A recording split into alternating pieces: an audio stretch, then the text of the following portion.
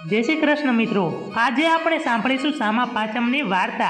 ભાદરવા સુદ પાંચમે આ વ્રત કરનારે અધેડાનું દાંતણ કરવું, શરીરે માટી ચોળી નહાવું, આંબળાથી માથું ધોવું, સામો કંદમૂળનું ફરાળ કરવું, વડીલો તથા ગુરુજનોની સેવા કરવી। આ રીતે 7 વર્ષ સુધી આ વ્રત કરવું। ગરીબોને યથાશક્તિ પુણ્ય દાન કરવું। વેદર્ભ દેશની વાત છે। ઉત્તંક નામે બ્રાહ્મણ અને સુશીલા નામે બ્રાહ્મણી હતા। પતિ પત્ની ઘણા સુખી હતા। તેમણે એક છોકરો અને છોકરી હતા। છોકરાનું નામ સુવિભૂષણ હતું। સુવિભૂષણ મોટો થયો એટલે ઋષિના આશ્રમમાં ભણવા મૂક્યો। તે વિદ્યા અભ્યાસ પૂરા દિલથી કરવા લાગ્યો। છોકરીને તરત પરણાવી દીધી, પણ કમનસીબે તરત જ વિધવા બની દુઃખની મારી પિયર આવી। જુવાન પુત્રીનું દુઃખ જોઈ ઉત્તંક તથા સુશીલા બંને દુઃખી થયા। સુવિભૂષણ સર્વ ધર્મે ધર્મશાસ્ત્રનો અભ્યાસ કરી પારંગત બન્યો એટલે ઘરે આવ્યો। ઉત્તંકે પુત્રને કહ્યું, બેટા, તું હવે મોટો થઈ ગયો છે, માટે હવે અમે ગંગાજી જવાની ઈચ્છા કરીએ છીએ। બહેન પણ અમારી સાથે આવશે। સુવિભૂષણે ઘરની જવાબદારી માથે લીધી। ઉત્તંક, સુશીલા તથા પુત્રી ગંગા નદીના કિનારે આશ્રમ બાંધી અને રહેવા લાગ્યા। આજુબાજુના ઘણા શિષ્યો ઉત્તંકના આશ્રમમાં વિદ્યા અભ્યાસ માટે ભણવા આવવા લાગ્યા। ઉનાળાનો દિવસ હતો। વિધવા પુત્રી એક ઝાડના છાયામાં કસકસાટ ઊંઘી ગઈ। તેના શરીર પર કીડા ખદબદવા લાગ્યા। એક શિષ્યે આ જોઈ અને ગુરુની પત્નીને વાત કરી।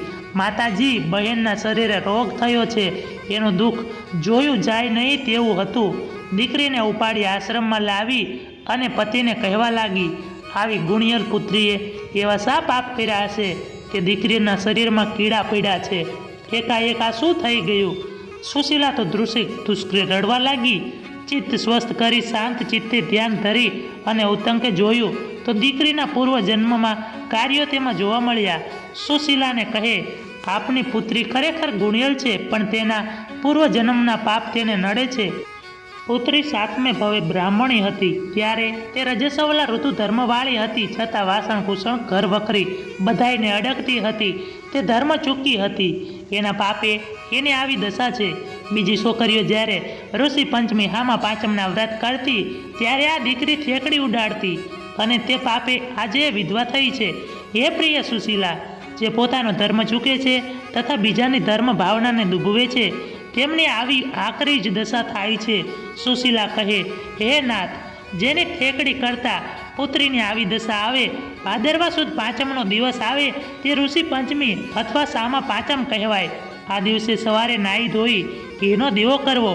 કશ્યપ, અત્રિ, ભરદ્વાજ, વિશ્વામિત્ર, ગૌતમ, જમદગ્નિ અને વરિષ્ઠ આ સપ્ત ઋષિઓનું ધ્યાન ધરી પૂજન કરવું, તેમની કથા સાંભળવી, ઉપવાસ કરવો, ફળ ફળાદિ તથા સામાનું ફરાળ કરવું અને બ્રહ્મચર્ય પાળવું। આ પ્રમાણે વ્રત કરનાર ધર્મવાળી સ્ત્રીઓના ભૂલથી થયેલા દોષો નાશ પામે છે અને લોક પરલોકમાં સુખ મળે છે। પિતા ઉત્તંકની વાત પુત્રી ધ્યાનથી સાંભળતી હતી, તેથી એને સામા પાંચમનું વ્રત કરવાનો વિચાર કર્યો। આવો સંકલ્પ કરતાની સાથે જ તેના શરીરની પીડા થોડી ઓછી થઈ ગઈ। થોડા દિવસોમાં કાયા કંચન જેવી થઈ ગઈ। ભાદરવો મહિનો આવ્યો, સામા પાંચમ વાવી પુત્રીએ વ્રત શરૂ કર્યું। મનમાં સપ્ત ઋષિઓનું ધ્યાન કરવા માંડ્યું। ગુરુજનોની આજ્ઞા પાળી સામાનું ફરાળ કરી ઉપવાસ કર્યો। આ પ્રમાણે 7 વર્ષ સુધી વ્રત અને ઉજવણું કર્યું। આથી સર્વે દુઃખ દૂર થયા।